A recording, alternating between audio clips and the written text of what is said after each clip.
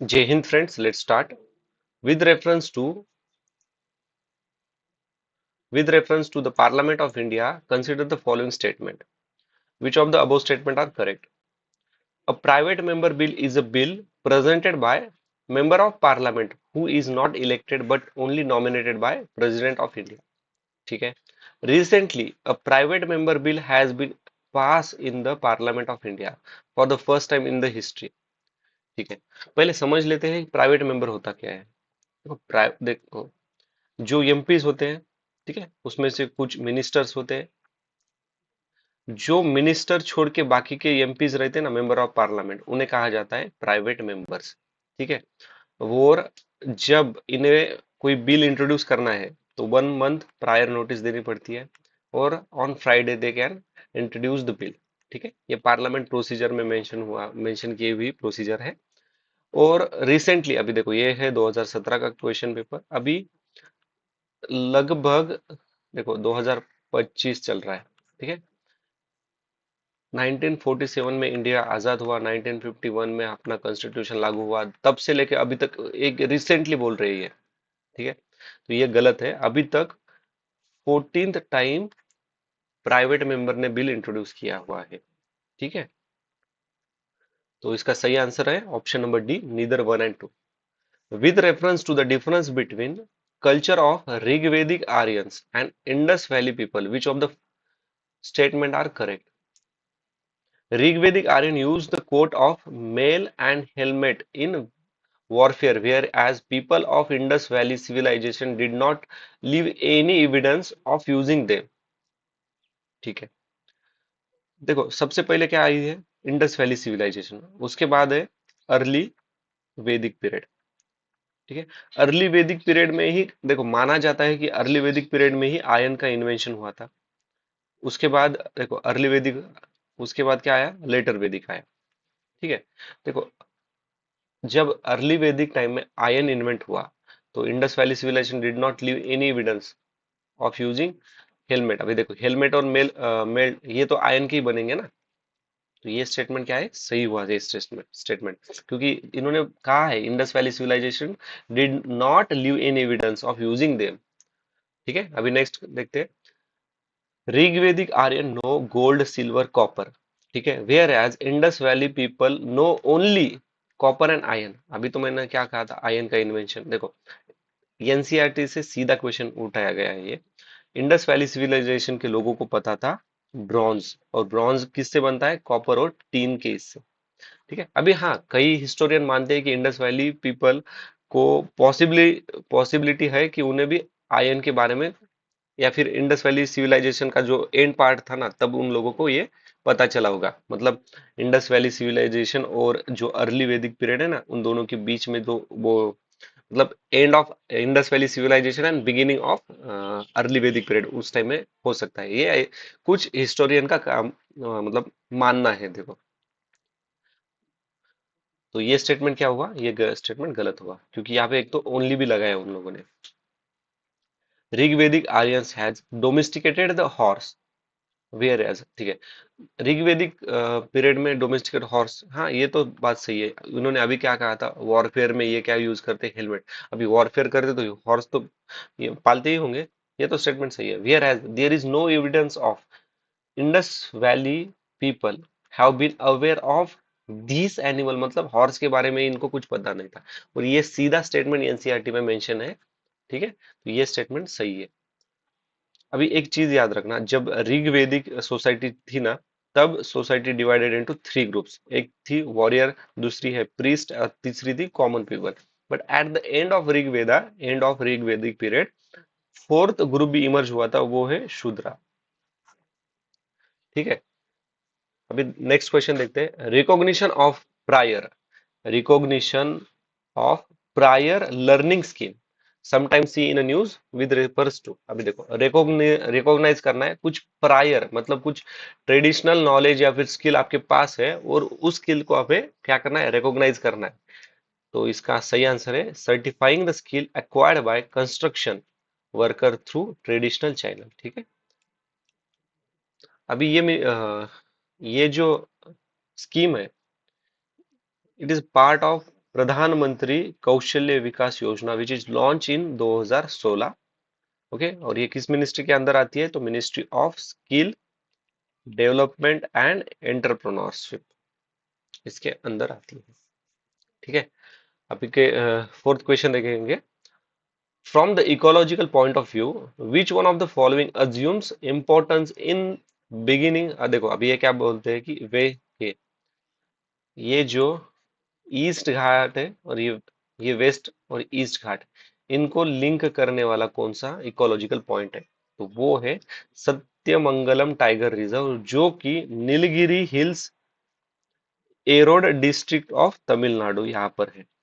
ठीक है, अभी थोड़ा नल्ला मल्ला फॉरेस्ट के बारे में थोड़ी इंफॉर्मेशन गैदर करते हैं। तो नल्ला मल्ला forest Kurnool district, Andhra Pradesh.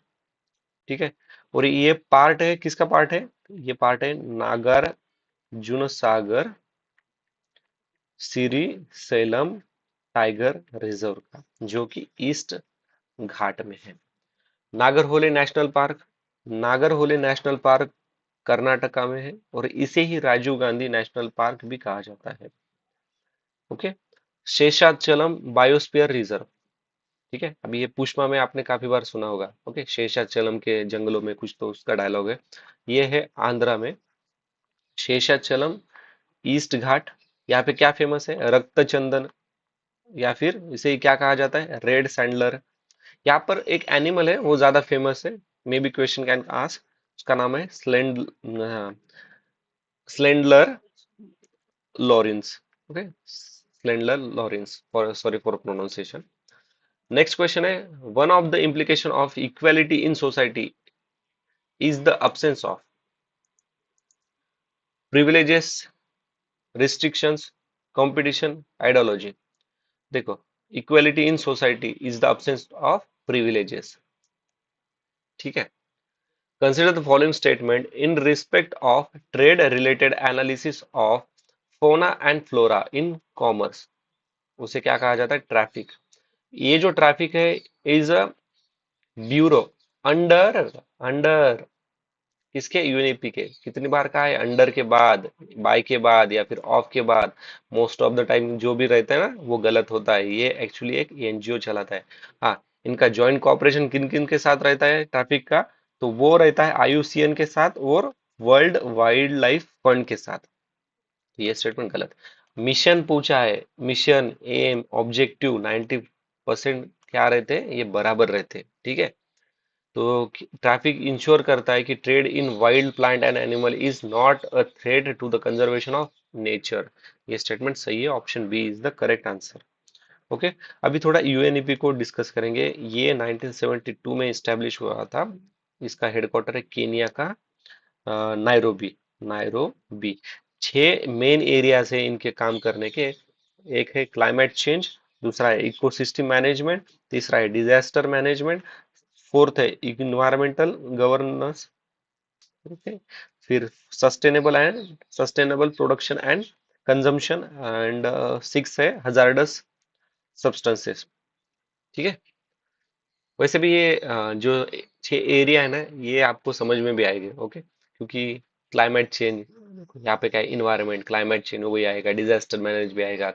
Okay, फिर क्या कहते हैं उसको? Ecosystem management, environmental governance, sustainable, harmful substances. ठीक है, एकदम इजी वाले एरियाज है याद रखने के लिए भी। अभी नेक्स्ट क्वेश्चन देखेंगे। ठीक है, 42nd कॉन्स्टिट्यूशन अमेंडमेंट एक्ट में डीपीएसपी का मतलब which DPSP added? 42nd constitution amendment act 1976 which called as mini constitution, इसमें क्या हुआ था? ठीक है, इसमें एफडी इंट्रोड्यूस हुए थे। ओके, ये बाद में डिस्कस करेंगे एफडी के बारे में, अभी पूरा फोकस डीपीएसपी में करेंगे। डीपीएस में आते हैं पार्ट 4 में ये नॉन। ठीक है, इस पर एक और क्वेश्चन है डीपीएसपी में, तब ये वाला पॉइंट मैं आपको बताऊंगा। ये मतलब ये जुडिशरी के अंदर आता है या नहीं आता, वहां पे वो डिस्कस करेंगे। देखो, DPSP of 42nd constitution amendment act में 4 डीपीएसपी ऐड किए हुए थे। ठीक है, तो वो फोर कौन कौन से थे? Equal pay for equal work for both men and women, ये आता है आर्टिकल 39 सब क्लॉज डी में, बट ये ऐड नहीं हुआ था। Participation of worker in the management of industry, जो कि आर्टिकल 43 सब क्लॉज ए में आता है, और ये ऐड हुआ था 42nd कॉन्स्टिट्यूशन अमेंडमेंट एक्ट में। ठीक है। Right to work education and public assistant, ये आता है आर्टिकल 41 के अंदर। Securing living wage and human condition of work to workers, ये आता है आर्टिकल 43 के अंदर। ठीक है। अभी देखो, ये participation of workers in the management of industry, ये तो ऐड हुआ है 42nd में। बाकी के तीन कौन कौन से, वो एक बार देखेंगे। तो बाकी के तीन, आर्टिकल 39 के अंदर एक है secure opportunities for healthy development of children. उसके बाद है आर्टिकल 39 सब क्लॉज ए में मेंशन हुआ promote equal justice and provide free legal aid to poor. Okay. And article 48 sub clause A, जिसमें मेंशन है protect and improve environment and safeguard forest and wildlife. ठीक है। ये ऐड किए थे। बाकी अभी, ठीक है, फंडामेंटल ड्यूटीज का भी थोड़ा रिवाइज कर लेते हैं। संथनाल कमिटी ने क्या किया था, रिकमेंड किया था फंडामेंटल ड्यूटीज, जो कि हमने यूएसएसआर से बोरो किए थे। 42nd कॉन्स्टिट्यूशन में हमने 10 पीएफडी ऐड किए थे, बट टोटल 11 है। तो 11वीं कब ऐड की थी? वो ऐड की थी कॉन्स्टिट्यूशन अमेंडमेंट एक्ट 86, जो 2002 में हुआ था। ठीक है। अभी क्वेश्चन 11 देखेंगे पहले। Which of the following statement are correct regarding the monetary policy committee? Select the correct answer. It function under the chairmanship of, देखो, ऑफ यूनियन फाइनेंस मिनिस्टर, ये गलत है, ऑफ वाला ट्रैप है। यहाँ पे कौन चेयर करता है? तो आरबीआई के गवर्नर चेयर करते हैं। It is a 12 member body including the governor of RBI and is reconstituted every year. Data trap, ये 6 मेंबर होते हैं, 3 आरबीआई से होते हैं, 3 गवर्नमेंट से होते हैं, और ये हर 4 साल में होता है। अभी देखो, ये 6 मेंबर है। जब गवर्नर कब वोट करता है? जब टाई होता है ना, तब आरबीआई क्या करता है? वोट करता है। ठीक है। आरबीआई तभी वोट करता है, मतलब RB governor of RBI vote in casting. ठीक है। तो ये भी स्टेटमेंट क्या है? गलत है। तो दो भी गलत, तीन भी गलत, हो बचा क्या है? Option one is the correct answer. It decides the RBI benchmark interest rate such as reverse repo rate, reverse repo rate, फिर marginal standing facility, liquidity adjustment facility. ठीक है। Question 8, which one of the following statement is correct? Rights are claim of the state. Right मतलब जो state claim करता है against citizen. अबे ये democracy की बात कर रहे हैं या डिक्टेटरशिप की? ये तो गलत है। Rights are privileges which are incorporated in the constitution of state. अबे कुछ भी। Rights are privileges of few citizens against many. अरे तो see, rights are claim of citizens against state is the correct answer, option C. ठीक है। Which of the following gives global gender gap index ranking to the countries of the world? तो ये index given by world economic forum, option A is the correct answer. Okay. ये world economic forum 1971 में चालू हुआ था, Geneva में इसका headquarter है। वर्ल्ड इकोनॉमिक फोरम, ठीक है, इसके फिर यूएन ह्यूमन राइट काउंसिल, 2006 में ये गठित हुई थी। जेनेवा में इसका हेडक्वार्टर है। और UN human right council publish करती है, ये वाली पब्लिश करती है। UN human right council publish UN human human rights report. ठीक है। यूएन वीमेन क्या पब्लिश करते हैं, तो वो पब्लिश करते हैं एनुअल रिपोर्ट। ठीक है। और ये कब चालू हुआ था? 2010 में एक्चुअली ये मतलब बोलना चालू हुआ था, 2011 में इनफोर्स में आया था। ठीक है। इसका भी हेडक्वार्टर है न्यूयॉर्क में। ठीक है। वर्ल्ड हेल्थ ऑर्गेनाइजेशन 1948 जेनेवा में इसका हेडक्वार्टर है। ठीक है। अभी वर्ल्ड इकोनॉमिक फोरम कौन कौन से और रिपोर्ट पब्लिश करते हैं? वर्ल्ड इकोनॉमिक फोरम ये पब्लिश करते हैं इन्वायरमेंट इन्वायरमेंटल परफॉर्मेंस इंडेक्स। ठीक है। ये इंपॉर्टेंट है इसलिए मैं लिख रहा हूँ पूरा। उसके बाद fostering effective energy transaction report transition report. Third है सोशल मोबिलिटी इंडेक्स। ये इतना इंपॉर्टेंट नहीं है। उसके बाद ग्लोबल रिस्क रिपोर्ट, ये इंपॉर्टेंट है, ग्लोबल रिस्क रिपोर्ट। फिर ग्लोबल कंपटीशन रिपोर्ट, ये भी इंपॉर्टेंट है। उसके बाद ग्लोबल इंफॉर्मेशन टेक्नोलॉजी रिपोर्ट। ठीक है। ये रिपोर्ट कौन पब्लिश करता है? World economic forum. ठीक है। एक बार फिर से ये करेंगे। ग्लोबल जेंडर गैप रिपोर्ट, फिर environmental protection performance index, fostering fostering effective energy transition report. उसके बाद है social mobility index, global risk report, फिर global competitive report and global information technology report. ठीक है। ये हुए वर्ल्ड इकोनॉमिक फोरम के रिपोर्ट्स। अभी वर्ल्ड हेल्थ ऑर्गेनाइजेशन कौन कौन से रिपोर्ट पब्लिश करता है? World health statistic, world tuberculosis report, फिर ये वाला इंपॉर्टेंट है ambient ambient air pollution report. देखो लास्ट 2016 में एक क्वेश्चन पूछा था, एम्बियंट एयर क्वालिटी में कौन कौन से 8 पोल्यूटेंट होते हैं ना, तो वो वाला क्वेश्चन पूछा था, तो मे बी नेक्स्ट टाइम ये पूछ सकते हैं हमें।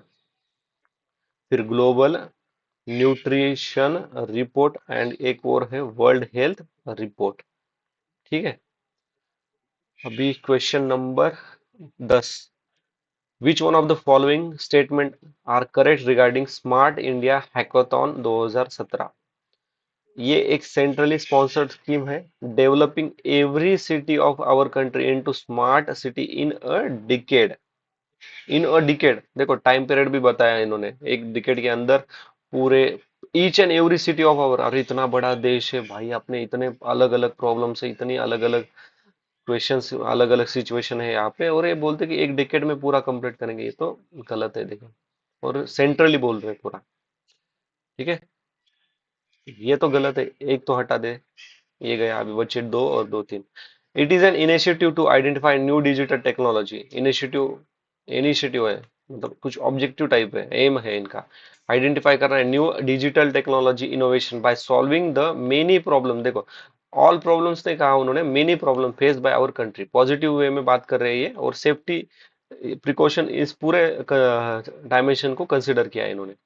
देखो थर्ड क्या है? It is an program aim at making all the financial transaction in our country. देखो एम हमेशा सही होता है, बट अभी आगे पढ़ो, आगे पढ़ो। In our country completely digital in decade. ये देखो restrictive statement, completely digital in decade, तो ये स्टेटमेंट भी गलत है। ड्यू टू ये कंप्लीटली डिजिटल डिकेड नहीं है, तो आंसर इसका बी इज द करेक्ट है। ठीक है। Okay. With reference to Manipur Sankirtana consider the following statement. It is a song and dance performance. Cymbals, okay, cymbals are the only musical instruments used in a performance. It is performed to narrate the life of and deeds of Lord Krishna. देखो, ये songs and dance perform करते हैं, ठीक है। और क्या कहते हैं कि एक ही इंस्ट्रूमेंट इसका यूज किया हो जाता है। अगर आपने कभी भजन वगैरह सुना होगा ना, देखो उसमें तबला रहता है, फिर मृदुंग रहते हैं, फिर वो पेटी रहती है, ताल रहता है, वगैरह वगैरह, कितने सारे इंस्ट्रूमेंट रहते हैं। और ये कहते हैं कि सिर्फ एक ही इंस्ट्रूमेंट है, मतलब दो तो हर हालत में गलत है। दो को हटाते 1 3 और 1 बचा, मतलब 1 तो सही है और थर्ड भी स्टेटमेंट सही है। ये लॉर्ड कृष्णा के लाइफ को नरेट करते थे, क्योंकि ये वैष्णवाइट्स थे। अभी एक चीज याद रखना, 2013 में यूनेस्को का एक टैग मिला है, वो ना कौन सा टैग है, intangible cultural heritage of humanity, ठीक है। मणिपुर और कई जगह पे, त्रिपुरा के कई जगह पे और आसाम में भी ये परफॉर्म किया जाता है। अभी आसाम का नाम ही आया है तो देखो, आसाम में एक क्लासिकल डांस फेमस है जिसका नाम है सतरिया डांस, जिसे भोना डांस भी कहा जाता है या फिर अंकियानत भी कहा जाता है। ये इंट्रोड्यूस या फिर इन्वेंट शुरुआत किसने की थी, तो ये शुरुआत की थी श्रीमंत शंकर देवा, इन्होंने, ठीक है। श्रीमंत शंकर देवा ये एक वैष्णवाइट्स थे, और इनका एक बुक भी है जिसका नाम है कीर्तन घोष, ठीक है। ये चीजें याद रखना, क्वेश्चन पूछे गए।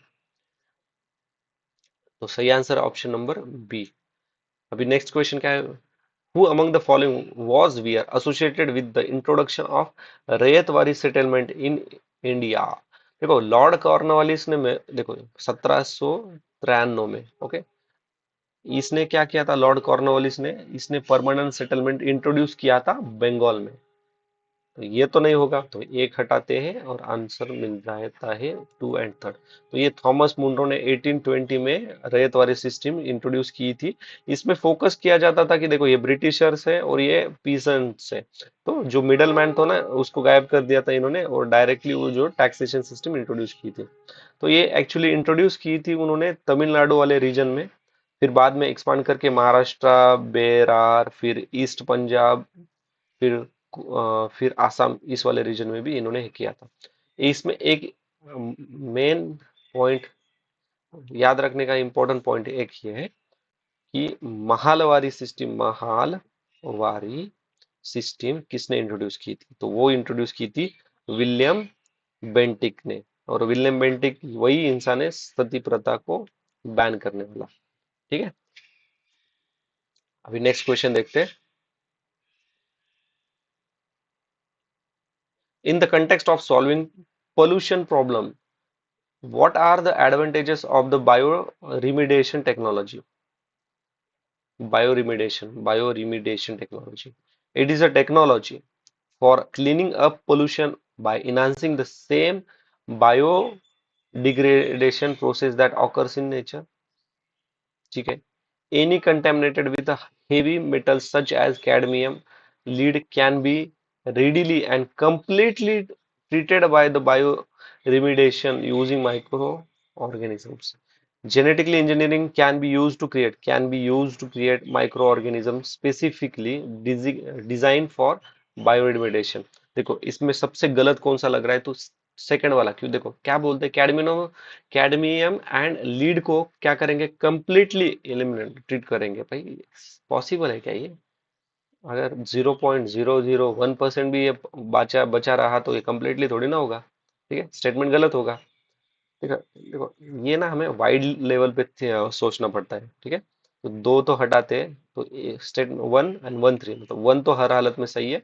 और genetic engineering can be use to create, can be मतलब पॉसिबिलिटीज बता रहे हैं, कोई रिस्ट्रिक्टिव स्टेटमेंट नहीं, स्टेटमेंट भी नहीं है आगे, तो ये दोनों भी स्टेटमेंट सही है, C is the correct answer. बायोमेडी biomeditation, okay, mediation, sorry for pronunciation. तो ये क्या होता है, ये एक्चुअली नेचुरली ब्रेक डाउन, क्या करता है naturally break down hazardous substances into less toxic substance. ये काम है बायो रीमेडिएशन का, okay. The term digital single market strategy, see in news. देखो ये जो डिजिटल सिंगल मार्केट स्ट्रेटजी है, ये यूरोप यूनियन की है। यूरोपियन यूनियन में 28 मेंबर्स हैं, और रिसेंटली 2013 में कौन सा मेंबर ऐड हुआ था, तो वो क्रोएशिया था। ब्रिक्स काफी बार डिस्कशन किया है हमने इसका। Okay, fertiliser declaration first summit Russia में हुई थी। इस आसियान, देखो आसियान भी डिस्कशन ऑलरेडी हुआ है, 10 मेंबर है। हमें याद क्या रखना है कि इंडिया इसका मेंबर नहीं है, India is not a member, not member. G20, G20 1999 में शुरू हुआ था और इंडिया इसका मेंबर है, इतना ही याद रखना है। ठीक है, बाद में यूरोपियन यूनियन का हो गया। अभी next question, at one of the place in India if you stand on the sea shore, देखो ये क्या कह रहा है कि आप सी शोर पे खड़े हो, वो कुछ देर के बाद जो पानी यहाँ पे रहता है ना सी शोर का, वो वापस चला जाता है। दिन में ऐसा 2 बार होता है, actually walk on the sea floor when the water receipts. Actually इसे ना हाइड एंड सीक ब्रिज भी कहा जाता है। ये उड़ीसा के चंदीपुर जगह पे हमें देखने को मिलता है। अभी थोड़ा इस पे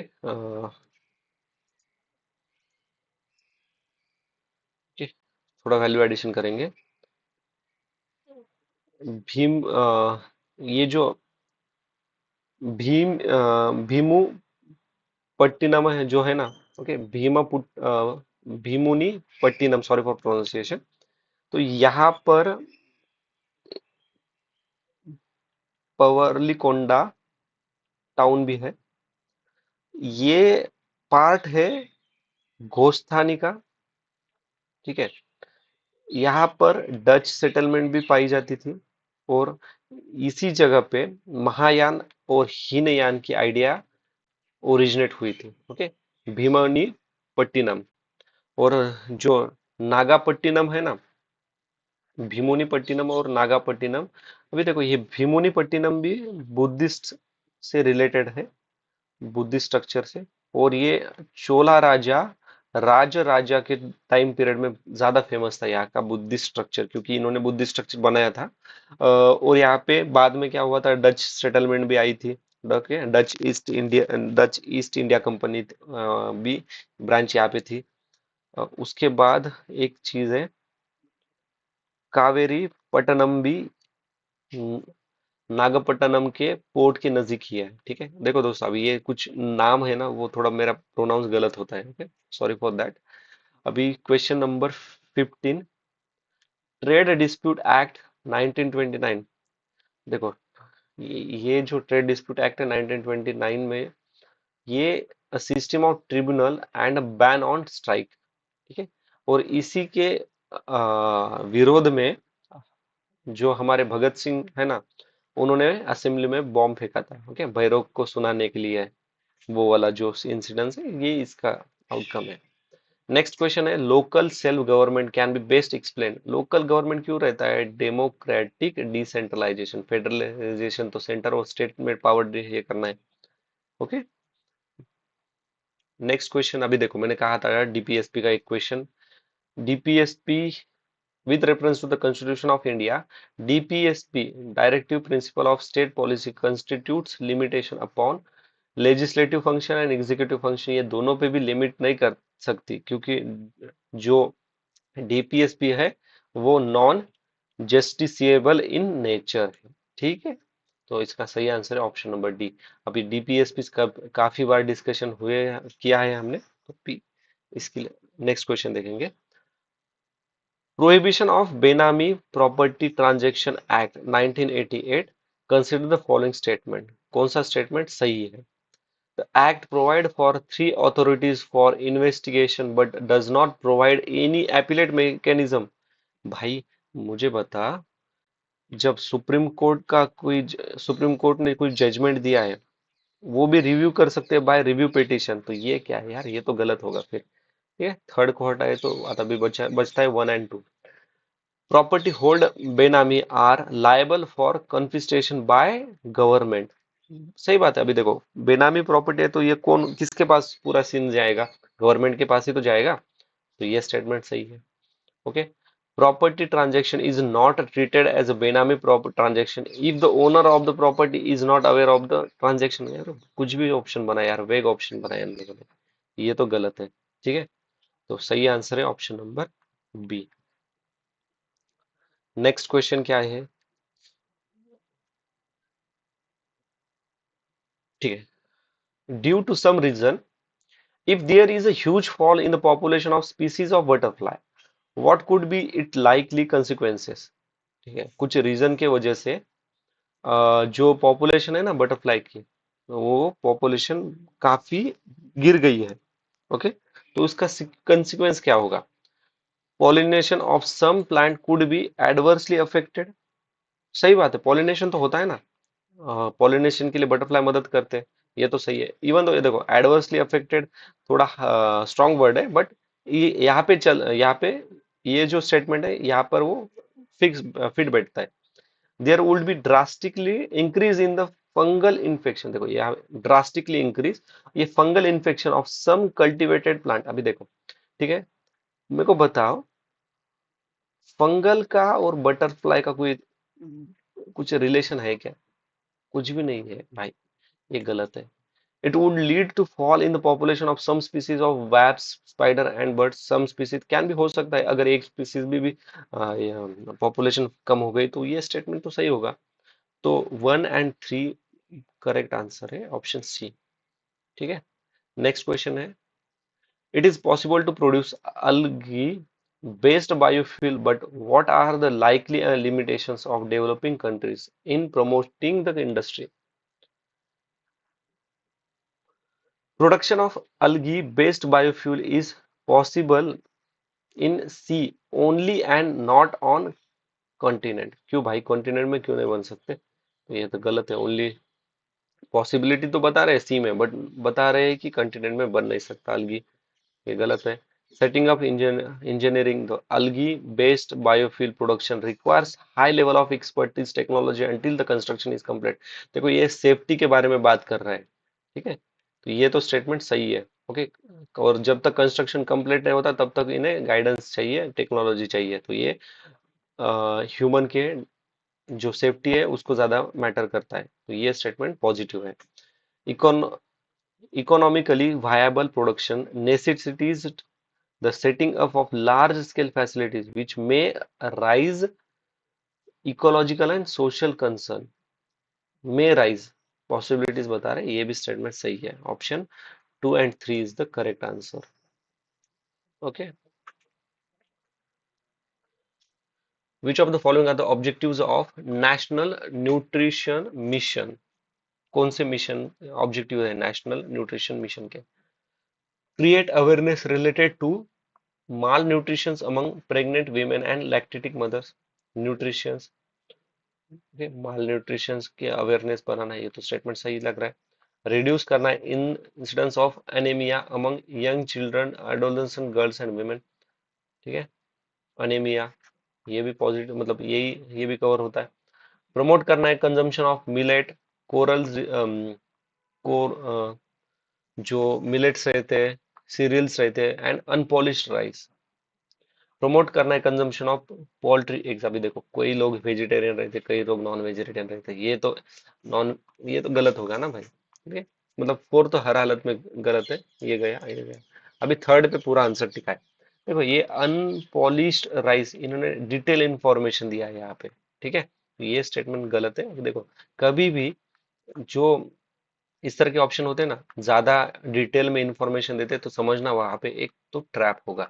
ठीक है, अनपॉलिश्ड राइस, ये गलत है फिर। ओके,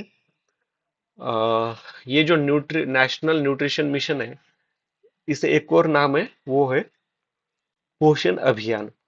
अभियान, ठीक है। अभी नेक्स्ट क्वेश्चन देखते हैं। Factory act 1881 was passed with a view to fix the wage of industrial worker and allow the workers to form trade union। NM Lokhande was a pioneer in organization। The Narayan Meghaji Lokhande was a pioneer in the organization the labor movement in British India। ये सही है। देखो factory act 1881 में काफी reforms किए थे, काफी workers में मतलब वर्कर के जो वर्किंग कंडीशन है वो काफी बेहतर की थी, बट उन्हें ट्रेड यूनियन बनाने को अलाउड नहीं किया था। ठीक है, यहाँ तक तो सही है। फिक्स वेज किए थे उनको, आफ्टरनून आफ्टरनून में ब्रेक देने का भी डिसीजन हुआ था। जो चिल्ड्रंस है उनको भी हजार्डस एरिया में वर्क नहीं करना है वगैरह वगैरह, पूरा ये उस फैक्ट्री एक्ट 1881 में लिखा था। बट स्ट्राइक वगैरह कुछ मेंशन नहीं है। अभी ये फैक्ट्री एक्ट 1881, कौन था गवर्नर जनरल उस टाइम? वो था लॉर्ड, क्या नाम है यार उसका, रिपन।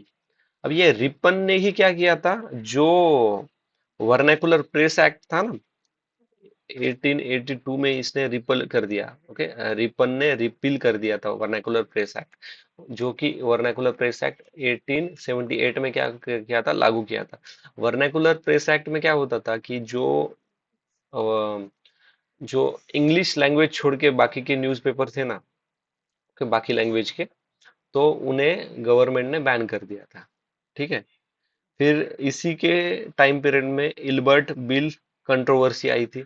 इल्बर्ट बिल कंट्रोवर्सी, अभी इल्बर्ट बिल क्या हुआ था पता है क्या? ये रिपन था ना, उसके टाइम, इसकी ये जो टाइम पीरियड था ना 1882 तक का, तो क्या होता था कि अगर कोई केस है, ठीक है, ये है ये सपोज ये है ब्रिटिशर या फिर यूरोपियन, और ये है हमारे हम लोग, ओके, इंडियंस।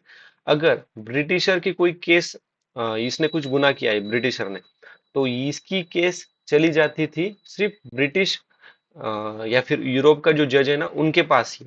बट इंडिया की कोई भी केस होती ना, तो ये तो इंडियन के पास भी जाती थी और ये ब्रिटिशर के पास भी जाती थी। बट ब्रिटिशर की सिर्फ ब्रिटिशर के पास, ब्रिटिश जज के पास जाती थी, ना कि इंडियन जज के पास। बट ये रिपन भाई साहब था ना, इसने ये चेंज किया था। इसने कहा था कि इंडियन के पास भी ये ब्रिटिशर वाले केस चली जाती है। बट ये इतना बवाल मच दिया था कि वो जो, मतलब यहाँ पे इतनी गलत फहमियां बना दी थी कि जो यूरोप के, मतलब यूरोप में जो लोग थे ना, उन्होंने भी प्रोटेस्ट करना चालू कर दिया था कि भाई ये हमारे जो यूरोप की विमेन्स है ना, इंडिया में रहती है, ओके, उनके साथ ये डिस्क्रिमिनेशन वगैरह वगैरह बहुत बड़ा कांड किया था इन लोगों ने। ठीक है, ये समझ याद रखने के लिए मैंने ये स्टोरी बताई थी। ये सिर्फ याद क्या रखना है, Ilbert bill controversy, vernacular press act, और इसके टाइम लॉर्ड रिपन ने ही हंटर एजुकेशन कमिटी, ये तो याद रखना पड़ेगा, Hunter commission for education 1882। Okay, वो हंटर कमीशन वो वाला अलग है। ओके, वो क्या नाम है वो, जालियनवाला वाला बाग हत्याकांड के बाद वो जो हुआ था ना जनरल डायर का, वो वाली हंटर कमेटी अलग है, ये वाली हंटर कमेटी अलग है। ये लॉर्ड रिपन को ही कहा जाता है local self government, father of local self government, क्योंकि इसने इंट्रोड्यूस किए थे इन 1882 में। ठीक है, तो ये लॉर्ड रिपन के बारे में थोड़े इंपॉर्टेंट पॉइंट्स थे, इसलिए मैंने बताया। अभी लोखंडे, इनके बारे में थोड़ी सी इंफॉर्मेशन लेते हैं। इन्हें कहा जाता है father of Indian trade union movement, father of trade union movement in India. इन्होंने 1890 में बॉम्बे ट्रेड मिल हैंड एसोसिएशन की भी इस्टेब्लिशमेंट की थी। देखो, इन्हें राव बहादुर, ये भी टाइटल मिला था 1895 में ब्रिटिशर के द्वारा, और जस्टिस ऑफ पीस ये भी अवार्ड मिला था इन्हें। किनसे? ब्रिटिशर से। एक चीज याद रखना, ये लोखंडे जी जो थे, वो एसोसिएटेड थे दीन बंधु मैगजीन से भी। ठीक है, कुछ समय के लिए दीन बंधु मैगजीन की पब्लिकेशन भी और एडिशन का भी काम इन्होंने किया था। बट ये दीन बंधु जो न्यूज़पेपर है वो किसने चालू किया था? वो चालू किया था कृष्णा राव पांडुरंग भालेकर, इन्होंने। और ये जो दीन बंधु है ना, ये माउथ पीस था सत्यशोधक समाज का, जो इंट्रोड्यूस किया सत्यशोधक समाज 1873 में। महात्मा फुले इन्होंने शुरुआत की थी, कहाँ पे? महाराष्ट्र, पुणे में। जो सत्यशोधक समाज, ये वाला क्वेश्चन हमने कहा, कब देखा था? 2000 शायद 16 या फिर 15 में हमने डिस्कस किया था ये। ठीक है, तो इस तरह से क्वेश्चन का लिंक हमें मिलता है।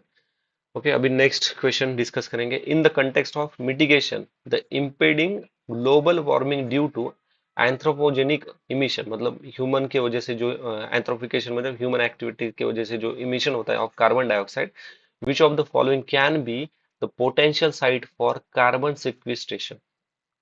पहले समझते हैं कार्बन सिक्विस्ट्रेशन क्या होता है। कार्बन सिक्वेस्ट्रेशन मतलब carbon capture and store it, so क्या होगा, डिक्रीज होगा ग्लोबल वार्मिंग। इसकी मेथड कौन कौन सी है, एक तो जंगल फॉरेस्ट लगाना, वेटलैंड रिस्टोरेशन करना, ठीक है। तो सेलेक्ट करना है कौन सा सही है, तो abundance of uneconomical coal seams बराबर है, depleted oil and gas reserves सही बात है, sustain subterranean deep saline formation ये भी है, क्योंकि जो सलाइन रहता है ना वो कार्बन को क्या करता है, ऑब्जॉर्ब करता है कार्बन डाइऑक्साइड को, ठीक है। और जैसे जैसे कार्बन डाइऑक्साइड बढ़ेगा वैसे वैसे क्या होगा, ग्लोबल वार्मिंग बढ़ेगी। तो इसका आंसर है ऑप्शन नंबर डी। ठीक है दोस्तों, अभी बाकी क्वेश्चन नेक्स्ट वीडियो में डिस्कस करते हैं। अगर कोई डाउट या फिर कुछ सजेशन है तो प्लीज कमेंट बॉक्स में मेंशन कीजिए। Thanks for watching, see you in next video. जय हिंद, टेक केयर।